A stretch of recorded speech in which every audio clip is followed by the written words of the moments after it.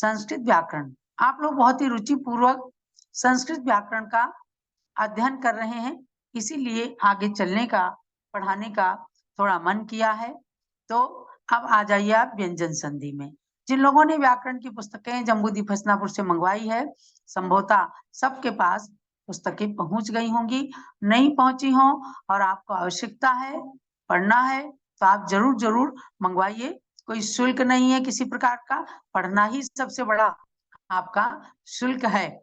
तो अच्छे से पढ़िए और अपने ज्ञान को वृद्धिंगत करें। संस्कृत व्याकरण माने अपने ज्ञान की नींव को मजबूत करना।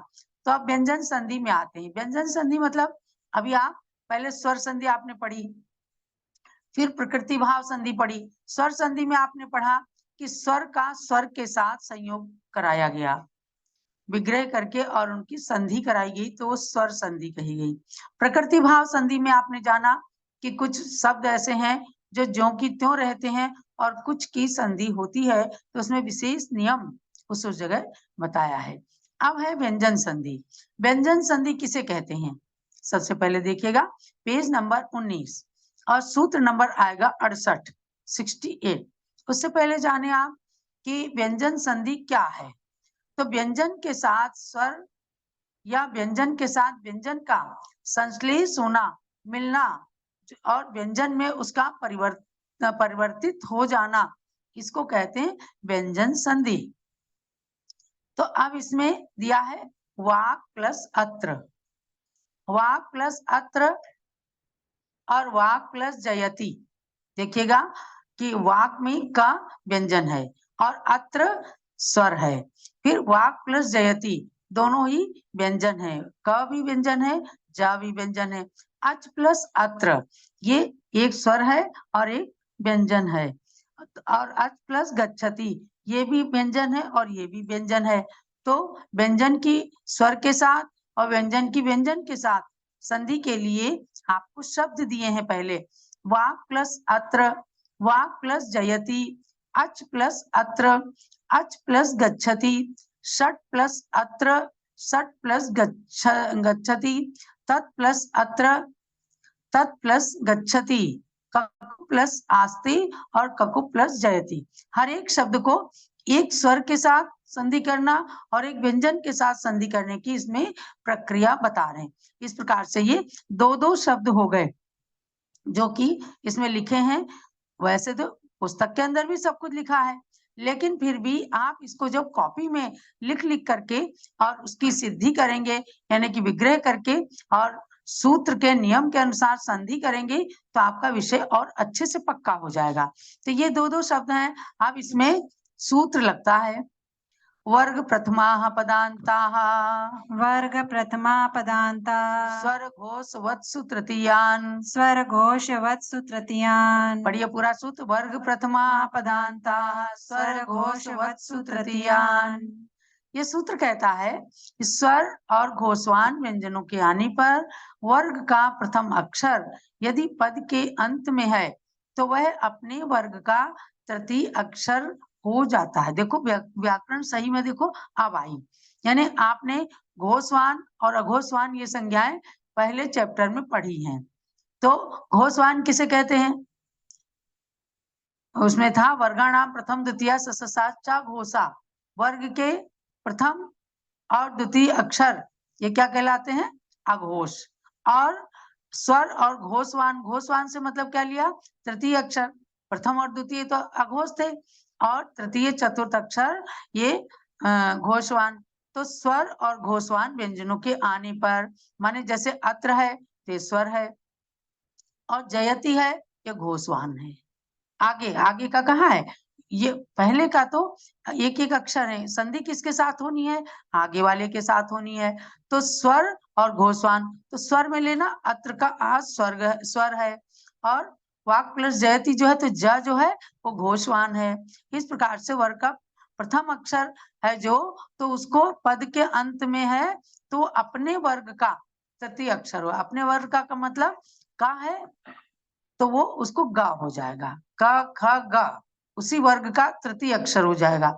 एक वर्ग में 5 अक्षर होते हैं तो एक कवर्ग है, कवर्ग का का जो है वो तृतीय अक्षर में कन्वर्ट हो जाएगा।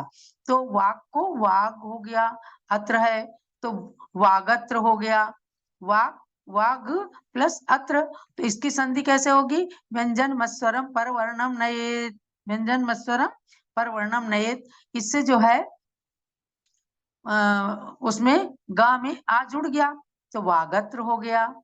ऐसे ही वाग जयति, इसमें भी का को गा हो गया तो वाग जयति। नीचे आप देखिए सब में अच्छे से लिखा हुआ है, वागत्र, वाग जयति, अजत्र, देखो वागत्र, वाग जयति, अजत्र, अज गच्छति। इस प्रकार से इन शब्दों की सिद्धि हो गई। इस कौन कौन से सूत्र से? ये वाला सूत्र एक प्रथम अक्षर को तृतीय अक्षर कर रहा है, और व्यंजन मस्वरम परवर्णम नहीं, ये क्या कर रहा है? संधि कर रहा है।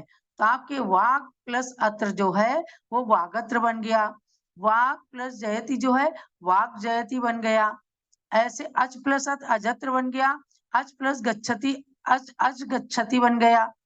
तो अब आपकी असली व्याकरण शुरू हो रही है कि इसको पहले जो संज्ञाएं हैं उनका प्रयोग इस प्रकार से करना है। तो ये आपने इस 68 नंबर के सूत्र से जान लिया कि व्यंजन संधि की जो शुरुआत हुई है तो सबसे पहले प्रथम अक्षर को तृतीय अक्षर किया है, आगे घोषवान और स्वर के आने पर।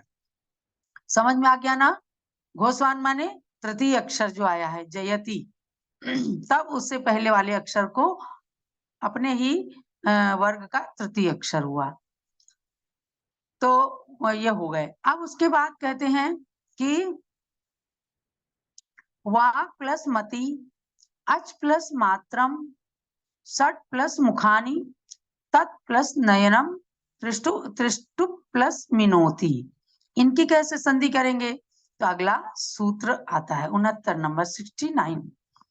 पंचमे पंचमांश तृतीयान्नवा, पंचमे पंचमांश तृतीयान्नवा, पंचमे पंचमांश तृतीयान्नवा, पंचमे पंचमांश तृतीयान्नवा। अब ये क्या कहता है? सूत्र कहता है पंचम अक्षर के आने पर प्रथम अक्षर के स्थान में पंचम या तृतीय अक्षर वैकल्पिक है। जहां भी सूत्र में वा आता है, वा में आ की मात्रा, तो वहां समझो दो रूप बनेंगे, यानी विकल्प से उसमें बनते हैं। तो अब आप देखेंगे ये क्या है? वाक प्लस मति है तो पंचम अक्षर है, मा पा फा बा भा मा यानी पवर्ग का अंतिम अक्षर। तो पंचम अक्षर के आने पर प्रथम अक्षर के स्थान पर तो ये प्रथम अक्षर एक का, प्रथम अक्षर है का, तो इसको उसी वर्ग का पंचम अक्षर हो जाएगा। तो कैसे? तो वाह कहा तो पंचम अक्षर भी हो जाएगा और तृतीय अक्षर भी हो जाएगा। तो दो तरह के रूप बने। जब इसको पंचम अक्षर हुआ तो क्या हुआ? वांगमती, इसको नहीं लिखा इसमें, वांगमती माने कि हाँ लिखा है देखो, इसको का को पंचम अक्षर वांग और मति ये पंचम अक्षर था तो उसको उसी वर्ग का था, का ही पंचम अक्षर हो गया तो वांगमती बन गया। या वागमती जो का को पहले तृतीय अक्षर हुआ हो रहा था उसी वर्ग का, तो वागमती और वांगमती। इससे इस सूत्र से कई जगह ये सूत्र काम आएगा, पंचम अक्षर अथवा तृतीय अक्षर हो जाता है। तो जब पंचम अक्षर हुआ तो वांगमती बन गया, जब तृतीय अक्षर हुआ तो का ख गा वागमती हो गया। ऐसे ही अच प्लस मात्रम है, अच प्लस मात्रम तो ये भी मात्रम ये पंचम अक्षर है, पवर्ग का पंचम अक्षर है। तो इसको भी इस सूत्र के द्वारा अब चा को अंतिम अक्षर हो गया, य छ छ ज ज य, ऐ मात्रम या फिर अज मात्रम, ऐसा आपको जानना है। अब ये व्यंजन संधि है, क्योंकि इधर भी व्यंजन इधर भी व्यंजन, दोनों साइड में व्यंजन को व्यंजन के साथ ही मिलाकर के संधि की गई है। तो तृतीय अक्षर और पंचम अक्षर विकल्प से दोनों होते हैं। तो वांगमती या वागमती, अमात्रम अजमात्रम। ऐसे ही आगे षण मुखानी यानी सट मुखानी था, सट प्लस मुखानी तो ट ठ ड ढ षण्मुखानि हो गया या षड्मुखानि हो गया। और फिर तत् प्लस नयनम था, इसको लिखा नहीं है, ले लो। तत् प्लस नयनम तो तद नयनम या तन नयनम। तो संधि सहित पढ़ने में देखो, कहीं भी जब आप श्लोक पढ़ें, सूत्र पढ़ें, तो उसको जैसा है वैसा ही पढ़ेंगे। उसके बाद जब उसका अर्थ करना है, जैसे तन नयनम, तत् प्लस नयनम यानी वह नयन, तो उसको तन निसर्गाद अधिगमाद्वा जैसे आप पढ़ते हैं ना सूत्र में, ये संधि आपको इन चीजों को पढ़ने में ही काम आएगी। तन निसर्गाद अधिगमाद्वा, तो जब उसका विग्रह करेंगे तो क्या होगा, तत् माने तत् में ता है और निसर्गात, तो ना आगे पंचम अक्षर है तवर्ग का, तो इधर ता को भी पंचम अक्षर हो गया, तन निसर्गात डबल ना हो गए, दधि गमाद्वा। ऐसे ही षण्मुख तन नयनम हो गया और तद नयनम भी हो गया। त्रिष्टुप प्लस मिनोती, तो त्रिष्टुम मिनोती, पाक को एक बार पंचम अक्षर होकर माँ हो गया, तो त्रिष्टुम मिनोती हो गया।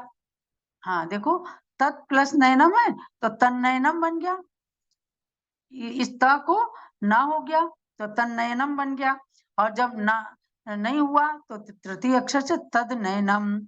इसी प्रकार से त्रिष्टुप प्लस मिनोती में एक बार पाकुमा हो गया तो त्रिष्टुम मिनोती, और एक बार त्रिष्टुप मिनोती। इस प्रकार से इन दो सूत्रों के द्वारा व्यंजन संधि की आपकी शुरुआत हो गई है।